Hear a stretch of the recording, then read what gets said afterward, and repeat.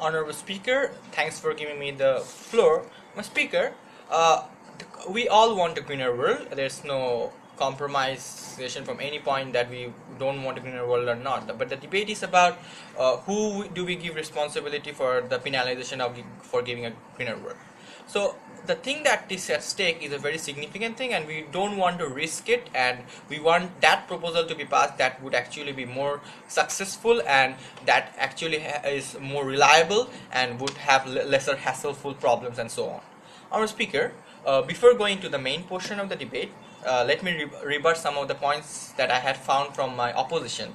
Throughout the debate, what they have suggested was that ICC would act as a bridge between the developed and the undeveloped countries and would lessen the gap between them. I felt this point pretty illogical, and I would explain that in my further portion of the speech. But first, let me speak about some of the things I felt very much lame about their speech. First of all, they said some country would be ready to compromise a bit portion of the sovereignty for the case of environment. I felt that point pretty much illogical, because no country in the world, no matter how adverse the situation is, would like to compromise with its sovereignty. And they said that they are not taking away their land, they are suing their organizations, but that is also breaching of sovereignty in case of any countries and so on. So for example, US wouldn't allow the ICC to actually go out and sue the companies of US because if they feel that it is a breach of their sovereignty, and Maldives would even think twice or 100 times before anything happens for them to lose their sovereignty. So now, aside that, our opposition hadn't understood one main point. They haven't understood the idea of ICC, that there are some certain limitations of ICC that there is. ICC, according to the Rome Statute, all the countries are not included in ICC. ICC does not have jurisdiction over all countries, and the big fish countries that there is, like US, India, China, are out of the jurisdiction of ICC. So what that would suggest is that these carbon emitting countries, ICC have no jurisdiction. So when it has no jurisdiction over the main carbon emitting countries, I sincerely believe it won't be any more suitable to control the pollution and so on, or also penalize for the environmental crimes.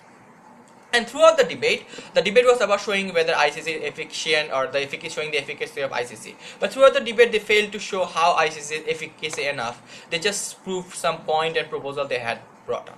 Now, going to my constructive portion of the debate, we had main three standpoints: that how ICC is not suitable for such cases, which was explained by Mansip, and my portion of constructive is to prove ICC's alternative that I'm proposing, that diplomatic procedure, environment code, and penal code, and it's my job to also to show the loopholes and controversies of ICC and the prosecutional hassle that has to be endured for actually implementing the proposal that they are bringing up. Before going that, our opposition firmly believes that ICC would be a very smooth bridge between the developed and undeveloped countries, but we believe it would not be that easy, because ICC is an voluntary organization, and it has no jurisdiction over many big fish countries of the world. Besides, it has a very big loophole. That loophole is that ICC is supervised by United Nations Security Council in most of the cases. So what that would suggest is that there is a chance for the big fish countries to use the power of veto. So by doing so, America has a chance to get out big time, or get out by doing any environmental crime. So what that would suggest is that the vetoed countries would have the upper hand over the undeveloped countries. So instead of creating a bridge, it would rather widen the gap. Furthermore, if you look at the recent history of ICC, the controversies, we see that out of all the prosecution, 99% were for African, and it was questioned by Human Rights Watch and so on and so on. And some of the actions of ICC were questioned by every newspaper and many journals and so on.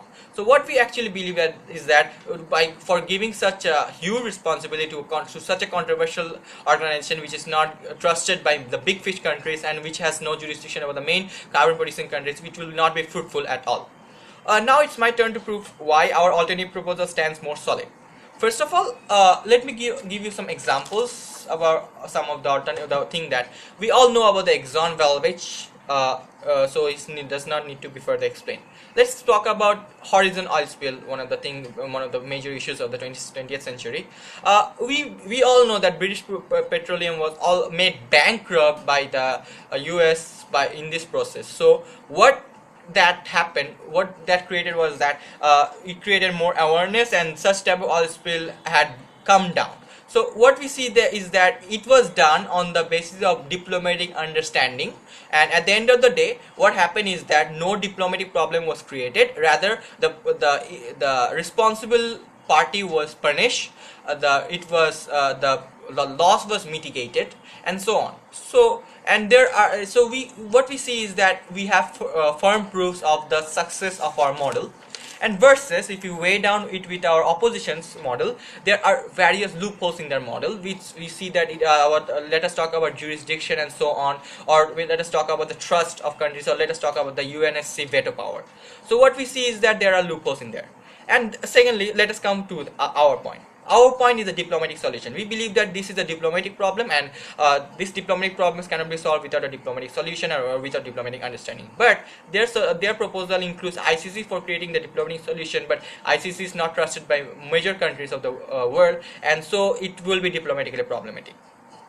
And furthermore, we have history in our favor. And now, if we see the present state, we see about Bolivia and Venezuela, and they are settling up environmental courts, and which are working pretty well. And let us, Mansi had talked about the Philippines-US incident, that they were bound to give the remuneration, or they were bound to get penalized. And at the end of the day, it was a win-win situation, because the accused got punished, the harmed got what they were harmed with, they got their remuneration, and so on.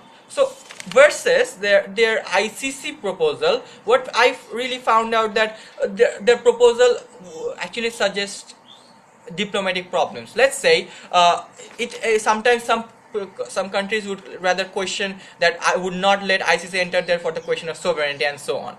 So by considering so many loopholes in their hands, it is rather would not be right to give this responsibility to such an organization which have no experience regarding this.